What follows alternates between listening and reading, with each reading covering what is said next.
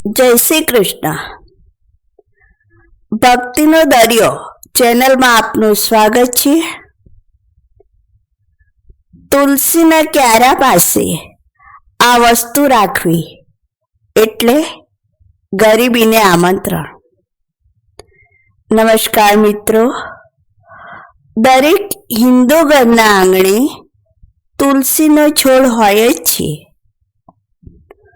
તુલસી માત્ર એક છોડ નથી, પણ સુખ, શાંતિ અને સમૃદ્ધિનું પ્રતીક છે.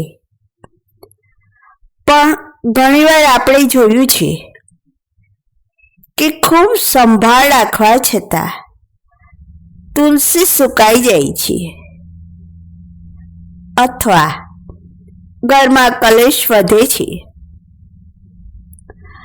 તેનું કારણ હોઈ શકે છે તુલસીની આસપાસ રાખેલી અમુક ખોટી વસ્તુઓ. આજે આપણે જાણીશું કે તુલસીના ક્યારા પાસે કઈ 5 વસ્તુઓ ભૂલથી પણ ન રાખવી જોઈએ. 1. જૂતા અને ચંપલ. આપણે જાણીએ છીએ કે તુલસી પવિત્ર છે. ઘણા લોકો ઘરની બહાર જ તુલસી રાખે છે અને તેની બાજુમાં ચંપલ ઉતારવાનું સ્ટેન્ડ રાખે છે. આ સૌથી મોટી ભૂલ છે. તુલસી પાસે પગરખાં રાખવાથી ઘરની પોઝિટિવ એનર્જી ખતમ થઈ જાય છે અને લક્ષ્મીજી નારાજ થાય છે. 2. કચરા પેટી કે ગંદકી.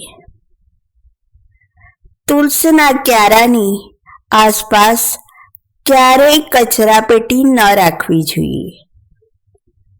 તેની આસપાસ કચરો કે સાવરણી રાખવાથી ઘરમાં નકારાત્મકતા વધે છે અને આર્થિક તંગી આવે છે. તુલસીની આસપાસ હંમેશા સ્વચ્છતા હોવી જોઈએ. 3.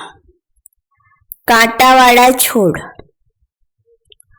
વાસ્તુશાસ્ત્ર મુજબ તુલસીના છોડની આસપાસ ક્યારેય કેક્ટસ કે અન્ય કાંટાવાળા છોડ ન વાવવા જોઈએ. કાંટાવાળા છોડ નકારાત્મકતા ફેલાવે છે, જ્યારે તુલસી સૌમ્ય છે. આ બંનેનું સાથે હોવું ઘરમાં સંઘર્ષ અને ઝઘડાનું કારણ બની શકે છે. 4. ગંદા કપડાં. ઘણીવાર લોકો તુલસીના ક્યારા પાસે કપડાં સુકાવવાની દોરી રાખે છે અથવા કપડાં સૂકવે છે. કપડામાંથી પડતું ગંદુ પાણી કે તેની છાયા તુલસીની પવિત્રતા ભંગ કરે છે. આનાથી ઘરમાં રહેલા સભ્યોની ઉન્નતિ અટકે છે. 5. ગણેશજી અને શિવલિંગ. શાસ્ત્રોક્ત કથા મુજબ ગણેશજી અને તુલસીના લગ્નનો પ્રસંગ ન હોવાથી ગણેશજીની પૂજામાં તુલસીનો ઉપયોગ થતો નથી. તેવી જ રીતે ભગવાન શિવ પર પણ તુલસી નથી ચડતી. એટલે કે તુલસીના ક્યારામાં ગણેશજીની મૂર્તિ કે શિવલિંગ રાખવાનું ટાળવું જોઈએ.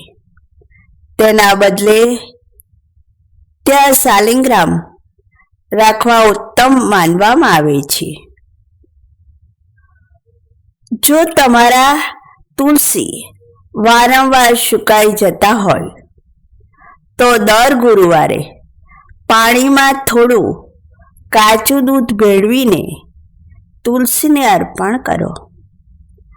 આનાથી તુલસી લીલાછમ રહેશે અને તમારા ઘર પર વિષ્ણુ ભગવાનની કૃપા બની રહેશે. મિત્રો, તુલસીની પવિત્રતા જળવાશે તો જ તમારા ઘરમાં સમૃદ્ધિ આવશે. આજે તમારા આંગણે તપાસો કે આમાંથી કોઈ વસ્તુ ત્યાં તો નથી ને. જો આ માહિતી તમને ઉપયોગી લાગી હોય તો વિડીયોને લાઈક કરજો અને તમારા પરિવારજનોને આ ભૂલ કરતા બચાવવા માટે શેર કરજો. કોમેન્ટમાં જય તુલસીમાં લખવાનું ભૂલતા નહીં. હર હર મહાદેવ.